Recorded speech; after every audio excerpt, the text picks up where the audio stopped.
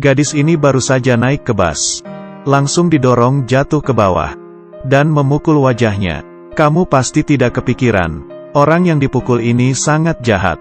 Dia dipanggil Ayao. Sangat miskin hingga tidak bisa membeli seragam sekolah baru.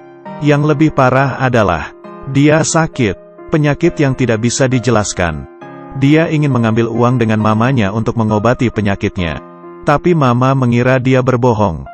Ayao hanya bisa diam-diam pergi membeli obat. Pertama kali, Ayao karena mengolesi obat dia terlambat kelas. Saat itu, murid pindahan baru bernama Xiaomi sedang membacakan tugasnya. Semua orang pun iri dengannya. Dia sangat menikmati.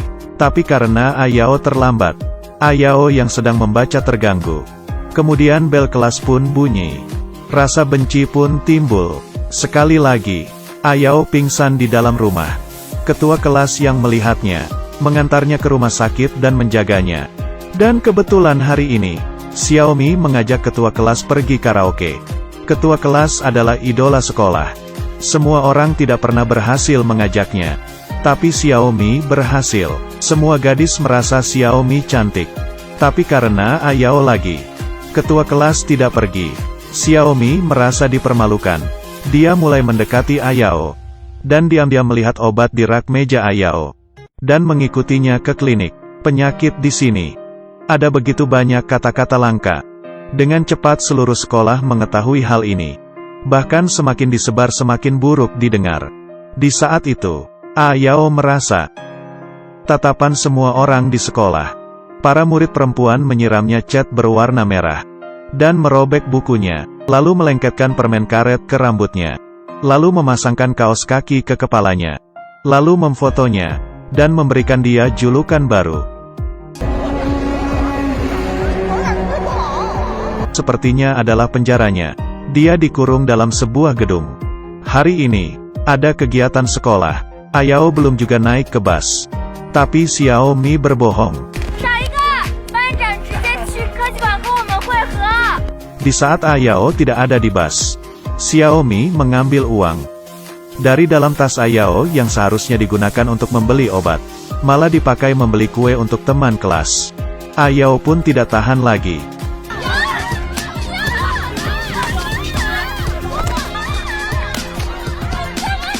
Ini pertama kalinya dia melawan, lalu memukulnya tanpa henti. Di kantin sekolah, Ayao mengambil saluran air dan menyemprotnya ke teman kelas. Teman kelas berlutut minta tolong. Dia masih tidak berhenti, karena orang ini melakukan hal yang lebih parah lagi kepadanya.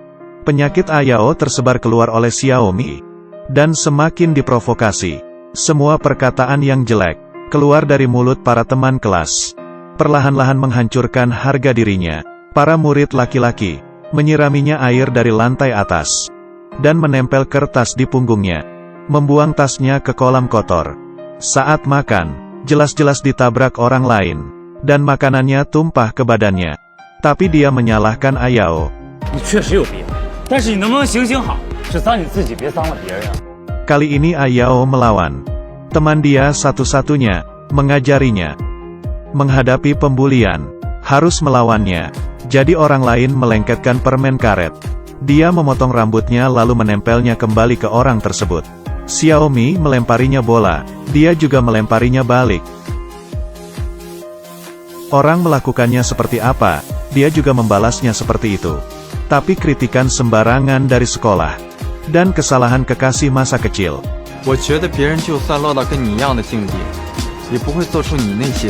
Sangat konyol. Mama dipanggil ke sekolah, dan mengetahui hal tersebut. Setelah pulang menyadari, ternyata tamu yang dia bawa pulang menularkan penyakit ke anaknya. Mama membawa anaknya ke rumah sakit. Semuanya pun berakhir. Tapi adegan ini, terakhir membiarkan Ayao jatuh ke jurang.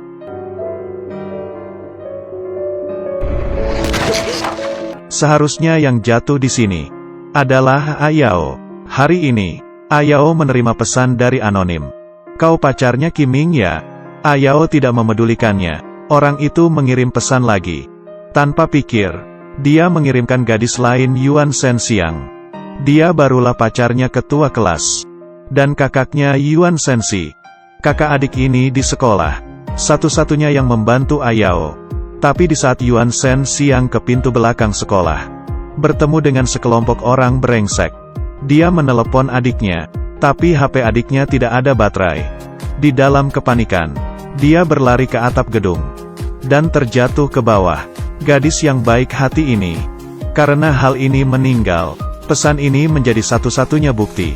Semua orang berteriak, Ayao yang membunuh Yuan Shen siang. Kehidupan Ayao jatuh ke dalam keterpurukan. Dia tidak bisa menahannya lagi.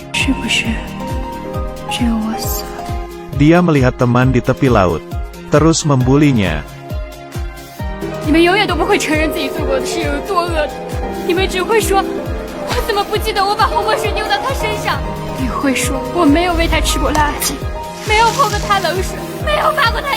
Semua teman kelas melihat dengan ribut. Dengan tertawa berkata, hanya bercanda kok. Tapi selama longsoran salju, adakah bagian salju yang bersalah? Ayao membalikkan badannya dan berlari. Tanpa ragu-ragu.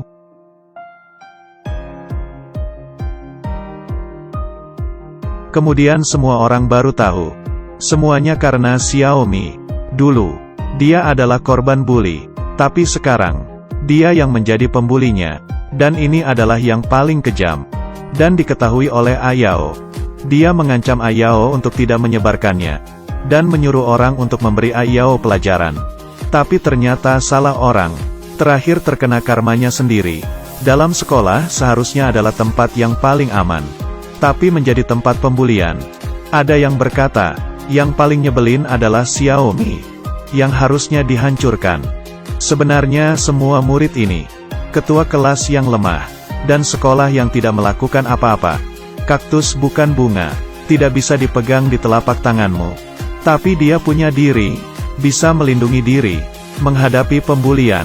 Yang dilakukan bukan berdiam tapi melawan.